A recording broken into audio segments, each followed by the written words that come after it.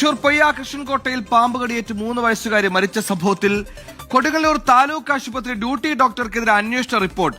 കുട്ടിക്ക് ആന്റിവനം നൽകാതെ സമയം നഷ്ടപ്പെടുത്തിയെന്നാണ് കണ്ടെത്തൽ. ആശുപത്രി മുഴുവൻ ഒരു 5-6 ചാലങ്ങളായിട്ട് ഓടിപ്പിച്ചു.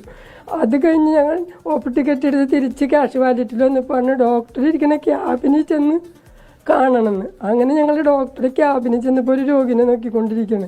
അത് കഴിഞ്ഞ് കാണിച്ചപ്പോൾ അമ്മ ഇങ്ങനെ പാമ്പ് കടിച്ചിട്ട് ഇങ്ങനെ വന്നിട്ടാണ് എന്ന് പറഞ്ഞു കഴിഞ്ഞപ്പോൾ ഒരു ശ്വാസം മുട്ടിൻ്റെ മരുന്ന് എഴുതി. എൻ്റെ ഓക്സിജൻ ലെവൽ കുറയുന്നു കണ്ടപ്പോൾ ഇവർ പറഞ്ഞു നിങ്ങളെവിടേക്കെങ്കിലും കൊണ്ടുപോയിക്കളാൻ പറഞ്ഞു.